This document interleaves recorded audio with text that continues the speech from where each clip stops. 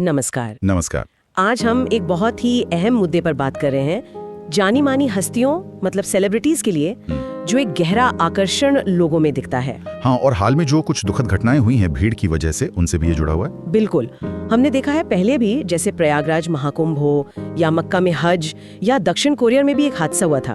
बड़े आयोजनों में भीड़ कभी कभी दुखद रूप ले लेती है। सही बात है। तो सवाल यही उठता है कि आखिर ये सेलिब्रिटीज के लिए इतनी दीवानगी, इतना आकर्षण क्यों है?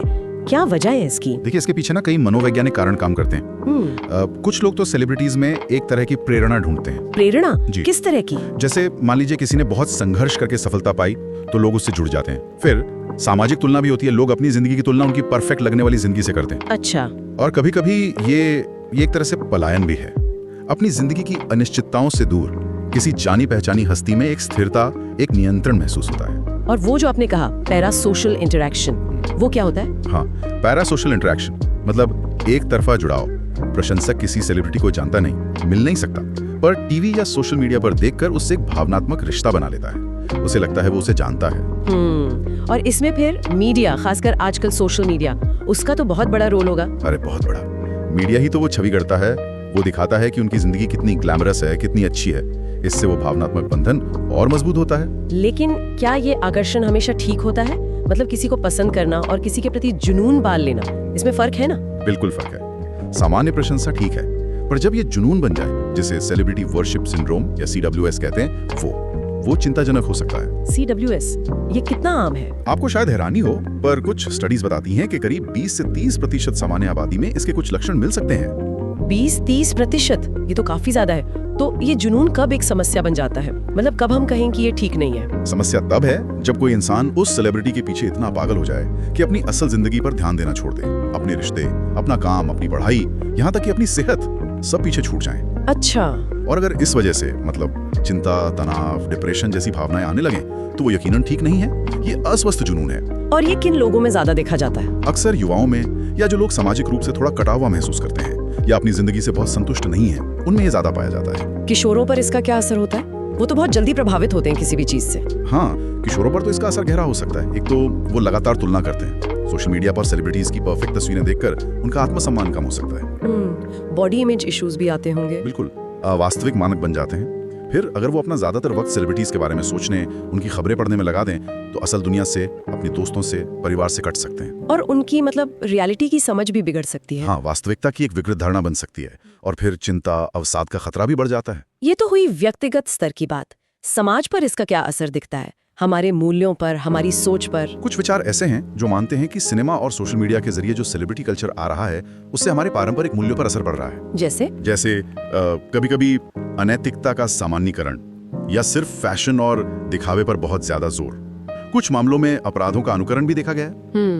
और रिश्तों में भी एक तरह की दूरी आ सकती है जब लोग वर्चुअल दुनिया में ज्यादा रहें। यहीं पर शायद रोल मॉडल्स की बात आती है, सकारात्मक रोल मॉडल्स की जरूरत। बिल्कुल, और इसमें माता पिता की भूमिका बहुत अहम हो जाती है। बच्चों को समझाना, उन्हें सही गलत बताना। और सेलिब्रिटीज की अपनी क्या जिम्मेदारी है? क्या उन्हें एक नैतिक आदर्श बनकर रहना चाहिए? ये देखिए, ये एक बहस का मुद्दा है।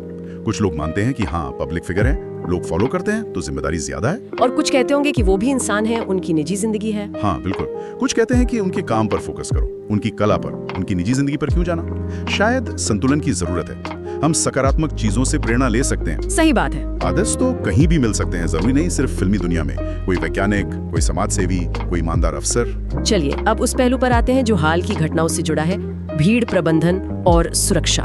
भगदड़ जैसी स्थितियां आखिर बनती क्यों हैं? भगदड़ के कई कारण होते हैं। सबसे पहला और सबसे बड़ा कारण तो है क्षमता से बहुत ज्यादा भीड़ का इकट्ठा हो जाना। फिर जगह की बनावट, अगर निकलने के रास्ते पर्याप्त नहीं है, संकरे हैं, तो खतरा बढ़ जाता है। खराब प्लानिंग, कुप्रबंधन, ये सब भूमिका निभाते हैं। और कभी-कभी अफवाहें भी। हाँ, अफवाहें बहुत खतरनाक हो सकती हैं। जैसे मुंबई में 2018 में हुआ था, एक अफवाह फैली और भगदड़ मच गई। और फिर मानवीय व्यवहार भी है। घबराहट में लोग एक दूसरे को धक्का देते हैं, गिर जाते हैं। ज्यादातर मौतें इसमें कुचलने या दम घुटने से होती हैं। बहुत भयानक है। अगर कोई ऐसी भीड़ में फंस जाए तो बचने के लिए क्या करें? कुछ सावधानियां। सबसे पहली और सबसे जरूरी चीज, शांत रहना। पैनिक करने से स्थिति बिगड़ती है। ओके। कोशिश करें कि भीड़ के साथ ही चलें, उसके विपरीत जाने की कोशिश न करें। चिल्लाएं नहीं, उससे ऑक्सीजन बर्बाद होती है। सांस पर नियंत्रण रखें। और अगर दबाव बढ़े?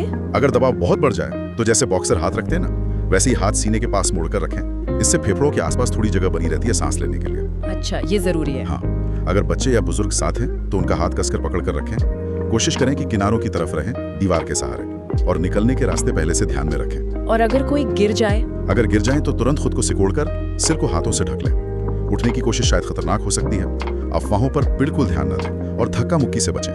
आत्मानुशासन बहुत जरूरी है। ये तो हुई व्यक्तिगत सावधानी। बड़े स्तर पर, मतलब व्यवस्था के स्तर पर क्या समाधान हो सकते हैं? सबसे अहम है बेहतर योजना। आयोजन स्थल का डिजाइन कैसा है, कितने लोग आ सकते हैं, एंट्री एग्जिट पॉइंट्स कहाँ और कितने हैं, ये सब पहले से तय हो। हल हो सकता है। बिल्कुल। सीसीटीवी कैमरे, एआई जो भीड़ के पैटर्न को समझ सके, ड्रोन से निगरानी, ये सब मददगार हो सकते हैं। प्रशिक्षित सुरक्षा कर्मी, वॉलंटियर्स और इमरजेंसी रिस्पांस टीम जैसे पुलिस, मेडिकल, फायर ब्रिगेड, इनकी पर्याप्त मौजूदगी जरूरी है। और लोगों को जागरूक करना। हाँ, जन जागरूकता अभियान भी जरूरी है कि ऐसी स्थिति में क्या करें, क्या ना करें। और सबसे बड़ी बात, आयोजकों की जवाबदेही तय होनी चाहिए।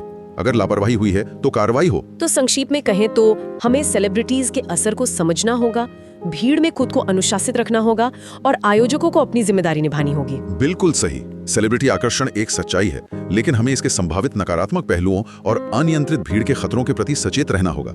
जागरूकता और बेहतर प्रबंधन दोनों ही जरूरी हैं। आखिर में एक सवाल सबके सोचने के लिए छोड़ जाते हैं। हम सिर्फ प्रशंसा या आलोचना से आगे बढ़कर समाज के तौर पर प्रसिद्धि के साथ एक ज्यादा स्वस्थ रिश्ता कैसे बना सकते हैं और बड़े आयोजनों में सबकी सुरक्षा कैसे सुनिश्चित कर सकते हैं? शायद इसकी शुरुआत हम सबके अपने व्यवहार और अपनी जागरूकता से ही होती है।